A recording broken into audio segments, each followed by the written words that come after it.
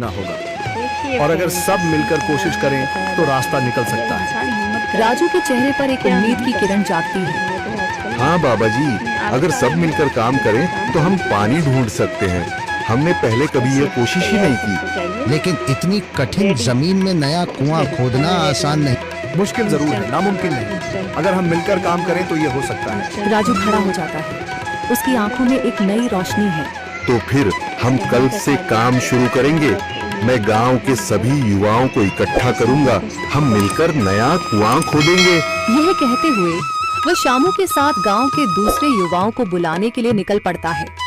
कहीं दूर से गरज की हल्की सी आवाज आती है, जैसे आकाश ने उनकी उम्मीदों की गवाही दे दी हो।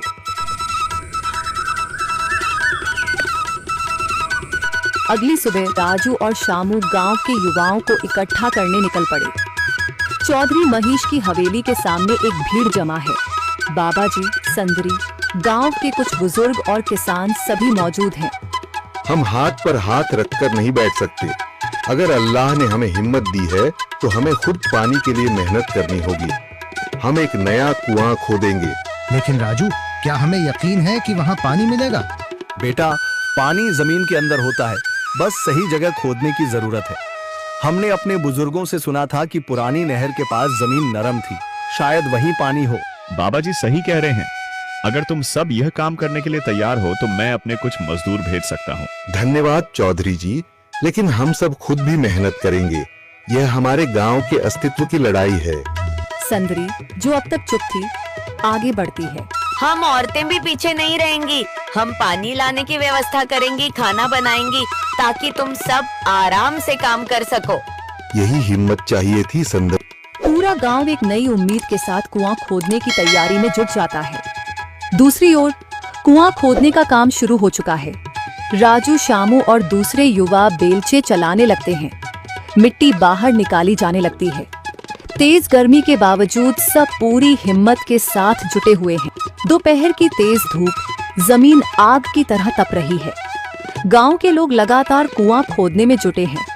हाथ छिलने लगे हैं, माथे से पसीना बह रहा है, मगर किसी ने हार नहीं मानी।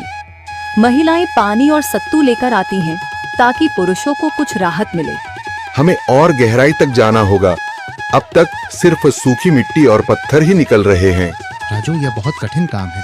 अगर हमें पानी न मिला? अल्लाह मेहनत करने वालों को कभी निराश नहीं करता बेटा।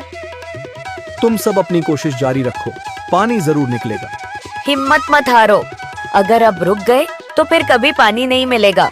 सभी फिर से जोश में आकर काम में जुट जाते हैं, मगर सूरज की तपिश बढ़ती जा रही है और कई लोगों की सांसें तेज चलने लगती हैं। तभी एक तरफ से रामलाल और उसके आदमी हंसते हुए आते हैं। अरे भाई, तुम्हें लगता है कि जमीन तुम पर रहम करेगी? हाँ हाँ, ना समझ लोग, ये सब बेकार की मेहनत है। रामलाल, हमारा हौसला मत तोड़ो। अगर तुम मदद नहीं कर सकते तो कम से कम मजाक भी मत उड़ाओ। मदद? हाँ, मैं अपने कुएं का पानी बेच सकता हूँ, मगर मुफ्त में नहीं दूंगा।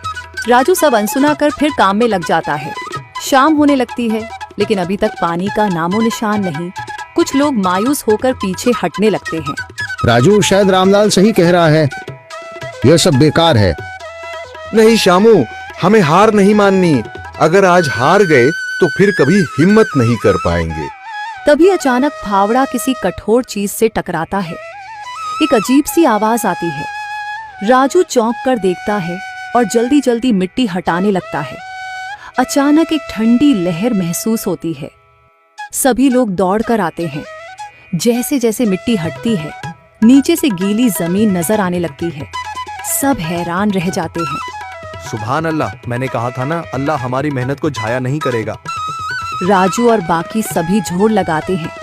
कुछ ही पलों बाद अचानक मिट्टी के नीचे से पानी की एक छोटी सी धारा फूट पड़ती है। गांव वाले खुशी से चिल्ला उठते हैं। पानी, पानी निकल आया। यह अल्लाह की कुदरत है रामलाल, जिस पर तुम्हें यकीन नहीं था। पूरा गांव आनंद से झूम उठता है। लोग एक दूसरे को बधाइयां देते हैं। औरतें दुआ करने लगती हैं। कुछ दिन बीत चुके हैं। गांव वाले नए कुएं से पानी भर रहे हैं, खेतों को सींच रहे हैं और जिंदगी फिर से पटरी पर लौट रही है। मगर रामलाल अब भी अपनी